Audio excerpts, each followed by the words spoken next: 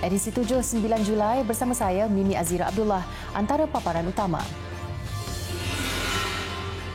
Pendidikan rukun negara perlu dijadikan sebagai agenda teras kerajaan. Juga kerajaan benarkan pawagam pandu masuk. Dan culik serta bunuh Datuk Seri, 6 lelaki termasuk ahli politik didakwa.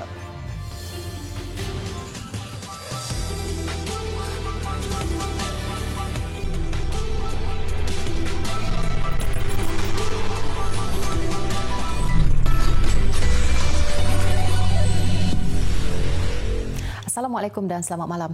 Mesyuarat khas Menteri-Menteri berkenaan pelaksanaan Perintah Kawalan Pergerakan PKP hari ini bersetuju untuk membenarkan aktiviti pawagam secara pandu masuk. Menteri Kanan Keselamatan Datuk Seri Ismail Sabri Yaakob dalam kenyataan medianya berkata kebenaran itu bagaimanapun tertakluk kepada prosedur operasi standard SOP.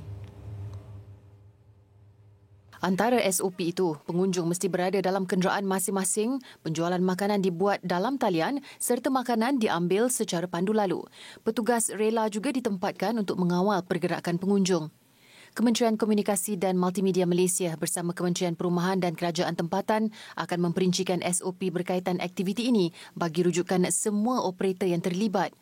22 Jun lalu dalam sidang media hariannya, Datuk Seri Ismail memaklumkan aktiviti pawagam, teater dan acara secara langsung dibenarkan dibuka semula di Dewan Tertutup bermula 1 Julai. Bagaimanapun kehadiran tidak boleh melebihi 250 orang tertakluk kepada saiz Dewan selain perlu mematuhi SOP termasuk pemeriksaan suhu badan dan penjarakan sosial. Pelajar tingkatan 4 dan 6 semester 1 tahun 2020 di sekolah berasrama di bawah Kementerian Pendidikan Malaysia KPM dibenarkan untuk kembali bersekolah 15 Julai ini.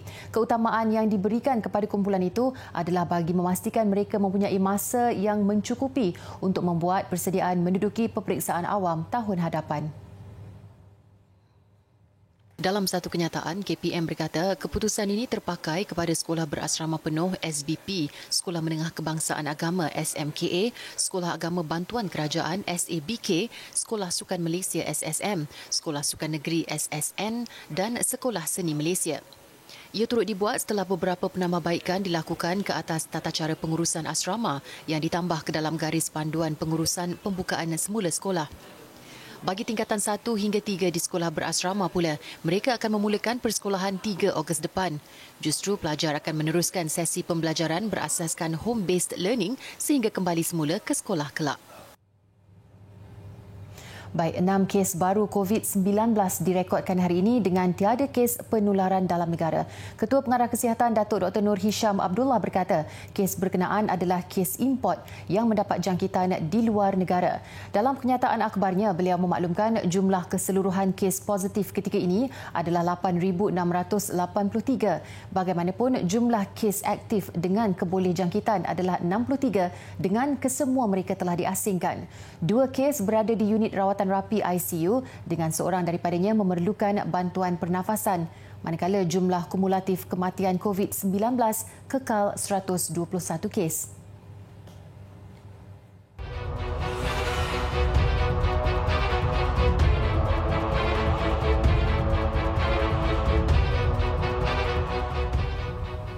Pendidikan rukun negara perlu dijadikan sebagai agenda teras kerajaan supaya prinsipnya sentiasa diamalkan dalam masyarakat dan diwarisi ke generasi seterusnya. Perdana Menteri Tan Sri Muhyiddin Yassin berkata beliau percaya jika usaha itu digembeling oleh semua pihak, penghayatan prinsip dan nilai rukun negara akan dapat disemarakkan demi mengeratkan lagi perpaduan negara. Menurut Tan Sri Muhyiddin, Kementerian Perpaduan Negara dan Kementerian Komunikasi dan Multimedia perlu menerajui pelaksanaan agenda ini menerusi pelbagai program, inisiatif dan aktiviti di bawah kementerian. Beliau turut melahirkan rasa terharu dengan semangat perpaduan ditunjukkan oleh rakyat yang membolehkan kerajaan mengurus wabak COVID-19 dengan berkesan sehingga dikatakan antara terbaik di dunia. Saudara-saudari, tanpa mengira perbezaan kaum, warna kulit dan juga status sosial telah bersama-sama membantu dan melindungi antara satu sama lain sehingga kita berjaya mengatasi krisis ini hari ini. Jika semangat perpaduan dan saling bantu-membantu ini kita teruskan pada masa-masa akan datang, dalam apa keadaan sekalipun. Maka saya yakin bahawa kita akan berjaya mengatasi apa sahaja cabaran yang menduga kita di masa-masa hadapan. Beliau juga percaya perpaduan dan keharmonian negara mampu dipelihara jika semua lapisan masyarakat mengamalkan 5 prinsip rukun negara, iaitu kepercayaan kepada Tuhan, kesetiaan kepada raja dan negara, keluhuran perlembagaan, kedaulatan undang-undang serta kesopanan dan kesusilaan. Ingat, masyarakat Malaysia adalah masyarakat yang bersopan dan bertata susila. Kita adalah masyarakat yang beradab.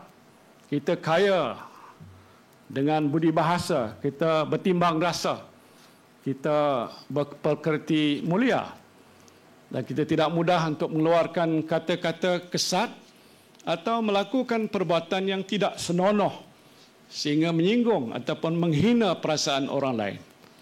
Beliau berkata demikian dalam ucapannya sebelum melancarkan sambutan ulang tahun ke-50 Rukun Negara di Putrajaya siang tadi. Tan Sri Muhyiddin turut mengetuai lafaz ikrar Rukun Negara bersama Menteri Komunikasi dan Multimedia Datuk Saifuddin Abdullah serta Menteri Perpaduan Negara Datuk Halimah Muhammad Sadiq. Sebagai kemuncak acara, beliau kemudiannya melancarkan logo rasmi sambutan Jubli Emas Rukun Negara yang julung kali dicipta dan stem khas bertemakan 50 tahun. Dato' Azhar Azizan Harun meletak jawatan sebagai Pengerusi Suruhanjaya Pilihan Raya SPR pada 29 Jun lalu. Timbalan Pengerusi Dr. Azmi Syarum kini menjalankan tugas Pengerusi SPR sehingga pelantikan Pengerusi baru. Dalam satu kenyataan media hari ini, SPR turut memaklumkan peletakan jawatan Dato' Azhar diperkenankan Yang di-Pertuan Agong melalui surat Istana Negara bertarikh 30 Jun. Ia selaras dengan perkara 114/7 Perlembagaan Persekutuan. Berdasarkan usul yang dibawa Perdana Menteri Tan Sri Muhyiddin Yassin, Dato' Azhar dicadangkan menggantikan Yang di-Pertua Dewan Rakyat Tan Sri Muhammad Arif Mat Yusof sebaik sesi mula bersidang 13 Julai ini. Lembaga Tabung Haji TH meraih pendapatan pelaburan sebanyak 1.55 bilion ringgit dalam tempoh separuh pertama tahun ini disokong pelaburan dalam pasaran sukuk dan saham.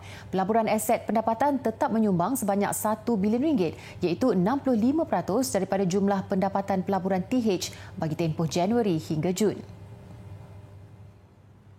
Pengurusan dana jemaah haji itu dalam satu kenyataan berkata pelaburan hartanah telah menjana pendapatan 204.57 juta ringgit, manakala pelaburan instrumen pasaran wang Islam menyumbang sebanyak 187.13 juta ringgit.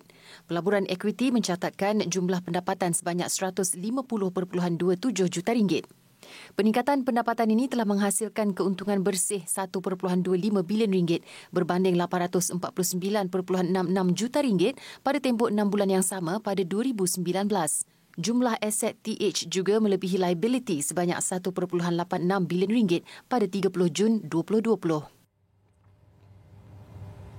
Baik, 4 kamera sistem keselamatan kesedaran automatik awas bakal beroperasi di terowong Menora Lebuh Raya Utara Selatan di Ipoh Utara. Ketua Pengarah Jabatan Pengangkutan Jalan JPJ Datuk Seri Syahrudin Khalid berkata sistem itu di peringkat akhir pemasangan. Pemasangan kamera ni dia berasaskan kepada dia punya kajian dulu. Pertama oleh Myros, kesesuaian tempat tu, and then kelulusan dengan menteri, kita dah dapat kebenaran untuk limit berapa speed dia. Sebab kita telah diarahkan supaya limit sepanjang lebuh raya 110 punya kamera. Yang kita tengok dekat Slim River kamera tu semua 110. Tetapi di situ saja 70. Itu kelulusan menteri dah dapat dah. Pemasangan itu bagi mengurangkan risiko kemalangan di kedua-dua arah laluan panas itu. Ia dilakukan selepas lebuh raya di Terowong Menora mencatat jumlah kemalangan yang sangat tinggi dan menjadi zon merah. Penambahan ini menjadikan keseluruhan 49 kamera awas di seluruh negara termasuk 22 di Plus setakat ini. Untuk rekod 4,978 kemalangan direkodkan di kawasan Terowong Menora sejak 2013. Ia melibatkan 128 kemalangan maut dan 439 kemalangan parah.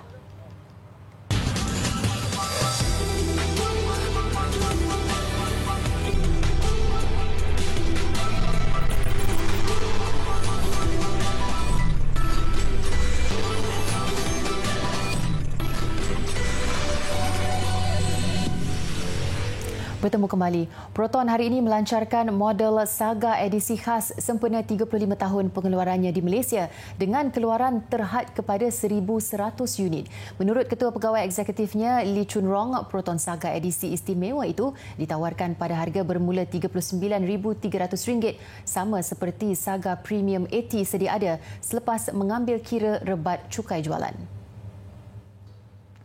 Proton also believes we need to offer value to our customers. The Proton Saga Anniversary Edition is priced at RM39,800. After sales tax rebate worth RM500. The price is at RM39,300. Selain warna dan rekaan dalaman eksklusif, ciri-ciri unik lain adalah dilengkapi penapis kabin N95 untuk menyingkirkan partikel berbahaya di dalam kereta, terutama dalam proses pemulihan daripada pandemik COVID-19. Sebelum ini, ia hanya terdapat pada Proton X70 dan kini bakal diketengahkan pada model Saga, Persona, Iris dan Exora bermula hari ini. Pakej aksesori pula berharga RM2,035. Sejak diperkenalkan 35 tahun lalu, lebih 4.1 juta unit Proton Saga sudah dijual. 6 lelaki termasuk seorang ahli politik didakwa atas pertuduhan menculik seorang ahli perniagaan, Datuk Seri R. Arumugam, di mana mayatnya ditemui di kawasan Belukar di Batu 27 Jalan Rawang Bestari Jaya, Selangor 27 Jun lalu. Kesemua tertuduh mengaku faham selepas pertuduhan dibacakan jurubahasa di hadapan Magistrate Muhammad Ikhwan Muhammad Nasir. Tiada pengakuan direkodkan kerana kes melibatkan hukuman mati adalah di bawah bidang kuasa Mahkamah Tinggi. Azhari Shahrum Syaimi, Muhammad Durai Abdullah, Sheikh Ismail Sheikh Hassan, N. Vigneswarar dan seorang warga Bangladesh, Kasi Nasrul, didakwa menculik Datuk Seri Arumugam dengan niat untuk menahan mangsa bagi mendapatkan wang tebusan berjumlah RM153 juta. Seorang lagi tertuduh, bekas calon bagi Dewan Undangan Negeri Dun Batangkali pada pilihan raya umum ke-13, Datuk K. Ramachandran, turut dituduh atas kesalahan bersubahat menculik mangsa dengan tujuan mendapatkan wang serupa. Dalam prosiding itu, hanya Ramachandran diwakili Peguam R. Sivaraj, manakala Datuk Gitem Ram Vincent hadir sebagai Peguam Pemerhati bagi pihak keluarga mangsa. Mahkamah menetapkan 27 Ogos untuk sebutan semula kes dan laporan DNA. Datuk Seri R. Arumugam yang juga seorang pemaju hartanah diculik 3 lelaki ketika berjoging di sebuah taman permainan di Jalan Persiaran Perdana, Bandar Seri Damansara, Petaling Jaya 10 Jun lalu. Mayat ditemui 18 hari kemudian. Polis mengesahkan penculikan bermotifkan wang dan dipercayai ada kaitan dengan hutang perniagaan. Hanya kerana permintaan untuk membeli motosikal baru tidak dipenuhi, seorang anak tergamak mengasari ibu kandungnya. Akibat perbuatan biadab itu, mangsa yang berusia 56 tahun cedera di bahagian badan dan muka akibat dipukul, ditampar berkali-kali serta diseret di ruang tamu rumah. Kejadian berlaku pada 3 petang Sabtu di sebuah rumah di Jalan Kaki Bukit dekat Kangar, Perlis. Menurut Ketua Polis Daerah Kangar, Superintenden Wari Q, suspek berusia 28 tahun yang berada di bawah pengaruh dadah turut mengugut ibunya dengan kata-kata "hang mampus". Difahamkan suspek bertindak sedemikian selepas berang dengan ibunya yang tidak memberi wang seperti diminta untuk membeli motosikal baru. Berikutan kejadian itu, wanita terbabit tampil membuat laporan polis pada keesokan harinya. Kata Wari, hasil laporan awal perubatan mendapati wanita itu tidak mengalami apa-apa kecederaan serius namun masih trauma dengan tindakan di luar kawalan anaknya itu. Susulan laporan dibuat, tertuduh ditahan di rumahnya petang semalam dan direman 4 hari bermula hari ini mengikut Seksyen 323 Palang 506 Kanun Keseksaan. Lambakan warga asing di negara ini menyebabkan ada yang sudah besar kepala. Dengan kawasan tumpuan di pusat bandar, mereka dilihat seolah-olah bermaharajalela dan bebas melakukan apa sahaja. Melepak, berkumpul, malah ada yang sudah membuka perniagaan sendiri. Wartawan Nurul Amalina Zainuddin ada laporannya.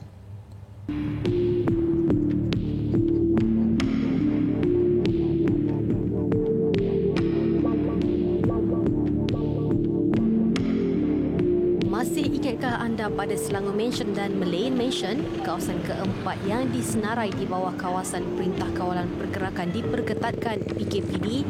Lokasi itu ibarat lubuk penempatan warga asing. Dengan status yang entah sah entahkan tidak dokumen perjalanannya, mereka seolah-olah hidup bebas di negara ini.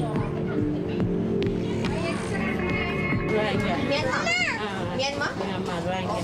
Oh, Rohingya.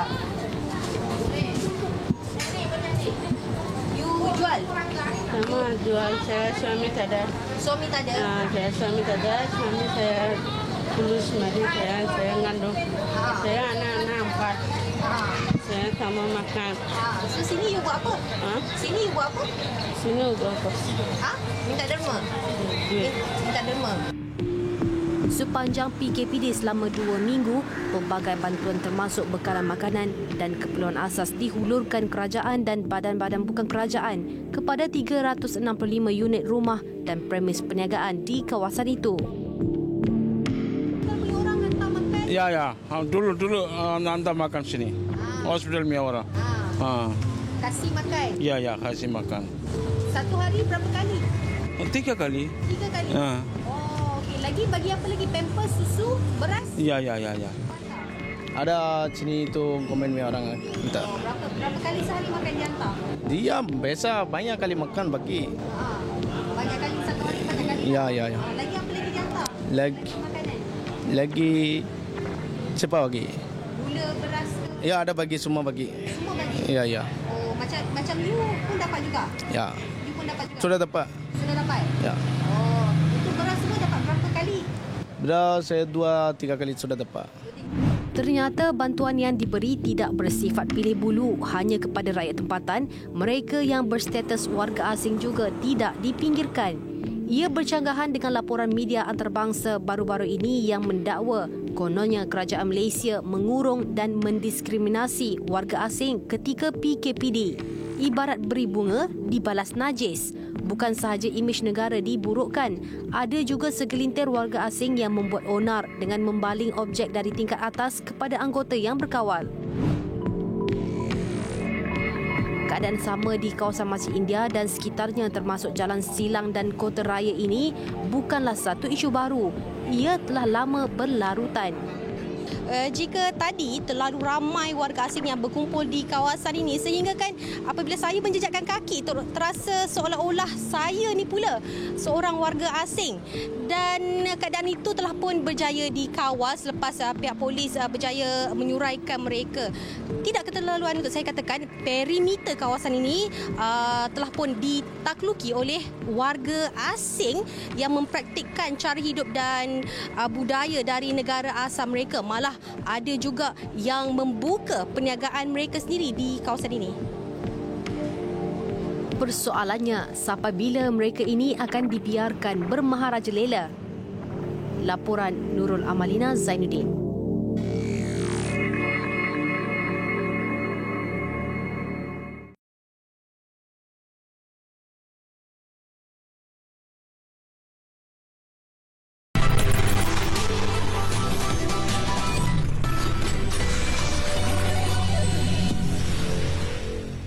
Masih bersama edisi 7. Instagram memohon maaf kepada Bella Hadid berikutan tindakan memadam kandungan yang dimuat naik supermodel itu menerusi Instagram story. Menerusi kenyataan di page 6, jurucakap Facebook berkata tindakan itu adalah untuk melindungi privasi penggunanya. Bella terdahulu berkongsi gambar pasport bapanya Muhammad Hadid dengan butiran peribadi termasuk tempat lahir di Palestin.